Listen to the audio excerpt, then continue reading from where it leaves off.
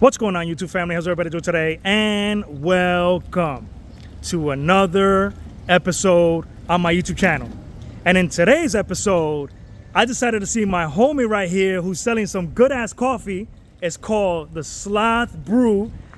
This is his business right here, the homie right there, you know, and I want him to talk a little bit about his shit, you know, good stuff that he got. So hopefully you guys check him out. So without further ado, let's meet up with the homie. What's going on, my man? How you been? How's it going? My name is Calderon. I'm the founder of Sloth Brew.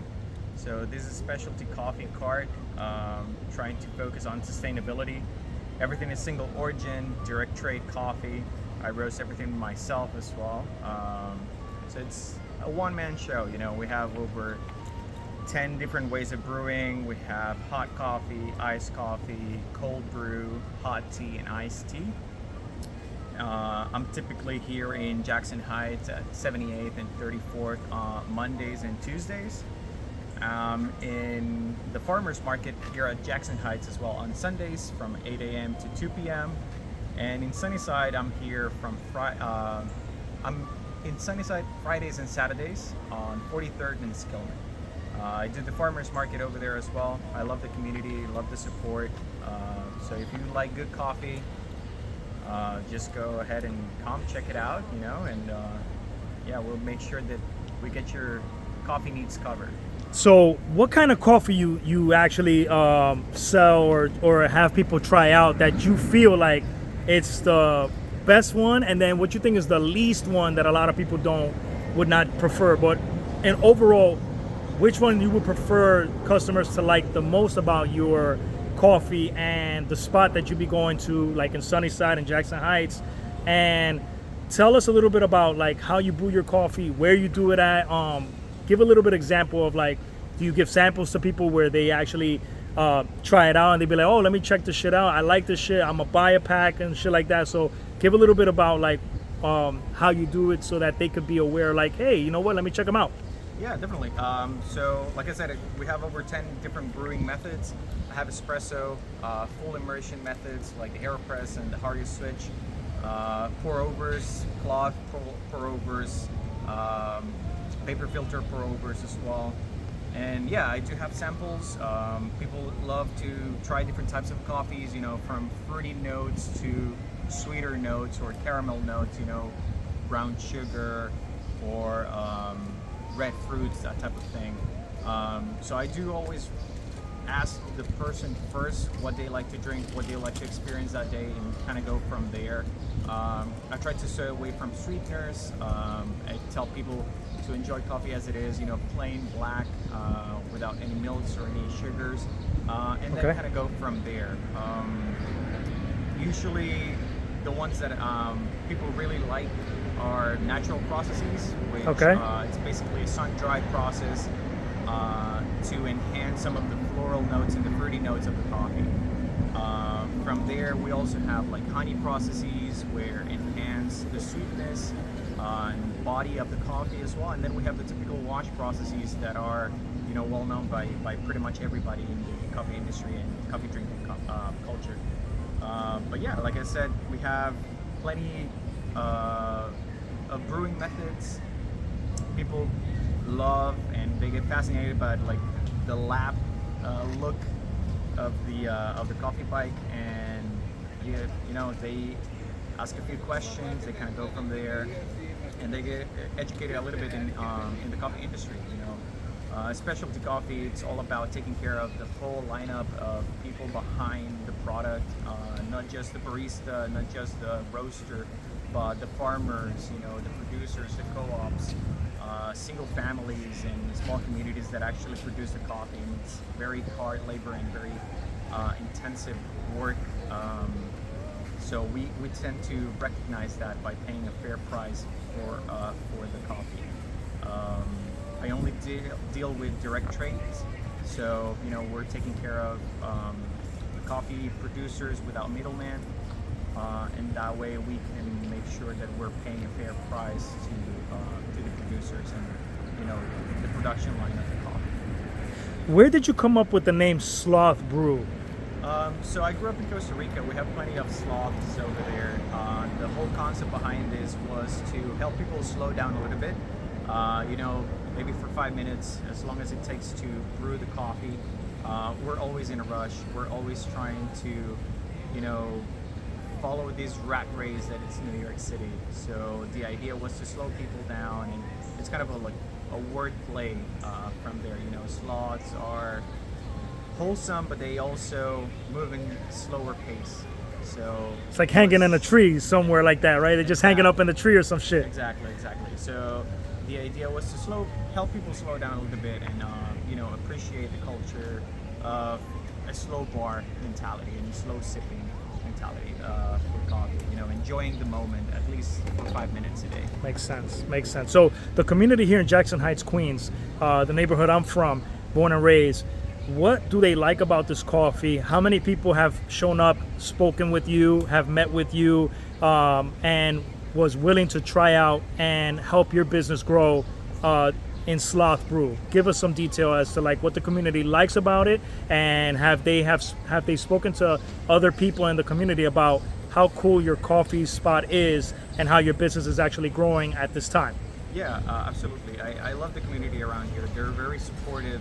A lot of people have shared, you know, while I'm brewing a coffee for them on their social media, and from there I'm getting followers. I'm getting news stories on my Instagram, and people reach out and tell or ask me where I'm at, what are my hours, how often am I here, and they get to try the coffees. So one cool thing is that they learn a little bit about coffee, about the background of where coffee comes from, brewing methods.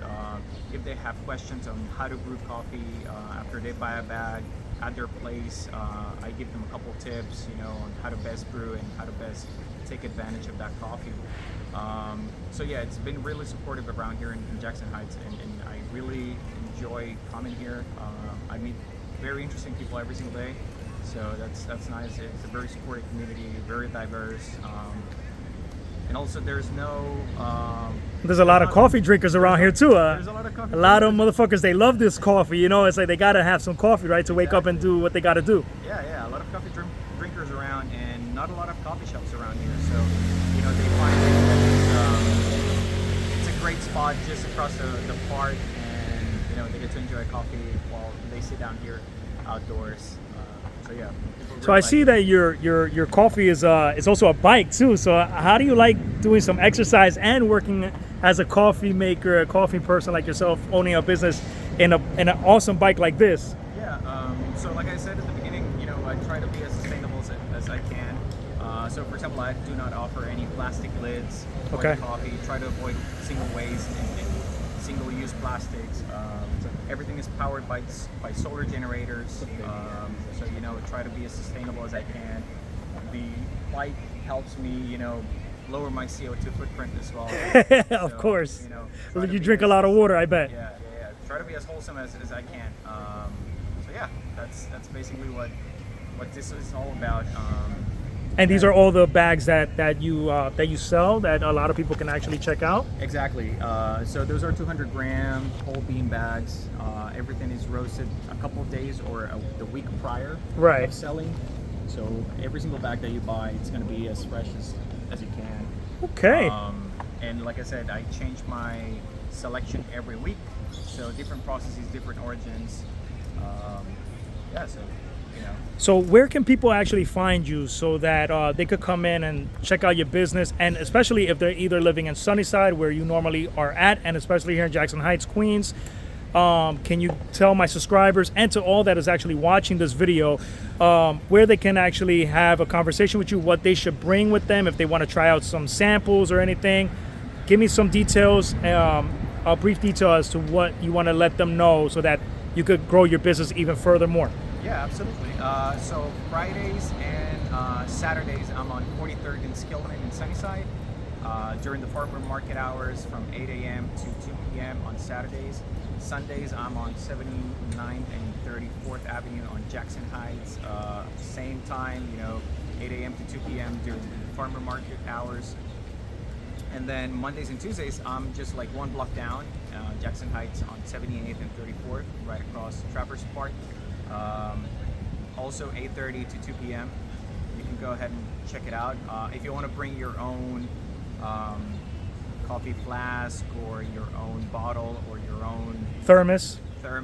yeah, you Right. can definitely do that. Or even a coffee cup. Yeah, exactly. If you want to keep it hot or cold for longer, that's welcome. If you want to sample, you don't need to bring anything else. Otherwise, I have paper cups. And yeah, just come and enjoy a good cup of coffee. What is the social media so people can actually follow you on your social media? Sloth.brew. Sloth.brew. Yeah, All right. on Instagram. And all your posts, do you post there frequently so people can actually see the coffee that you brew each and every day when you make them? Exactly, yeah. So when I'm out, I usually do a daily or a couple daily posts, tagging the location, what types of brews I'm doing, and if you have like a new brewer or a new brewing method, I'll usually go ahead and post that. During the week, I have a couple posts, from the types of coffee that are available, or if I'm roasting new coffees, I'll actually do that as well, so people are informed of what's available. What is the last thing that you want to say before we end the video, so people can actually see you more often and actually help you grow your business, and so they can, share it with their friends, families, loved ones? Give like a small brief of what you think and how your business is going to eventually grow throughout moving forward throughout time. If you're intrigued, just try to learn or watch a couple videos about coffee and how many people are involved in the whole process. People often forget or assume that coffee is just a really quick beverage. Right. You can just press a button, it will be ready. There's a lot of intense labor involved in getting coffee, producing coffee, growing coffee, roasting it, brewing it. If you have any questions, come over, ask me. But what I would encourage is to learn a little bit about your daily beverage. There's a lot of hard labor involved. So, think about that and make sure you appreciate every single step. Sounds good. I hope you guys enjoyed this video, and say your name again and also your Instagram so they can remember it. Yeah, so Andrew Calderon, founder of Sloth Brew, and you can find me on Instagram, sloth.brew. Sounds good. So thank you again and I hope that your business grows, and I'll see you guys in the next episode. Check him out, guys. I'll put his Instagram down below the video. You guys hit him up, message him, and try his coffee, man. I mean, it's especially he's from Costa Rica, so over there the coffee is really good, and it's a hot climate out there as well. Thank you, guys. Take care. God bless, and I'll see you guys in the next episode. Peace. Let me get.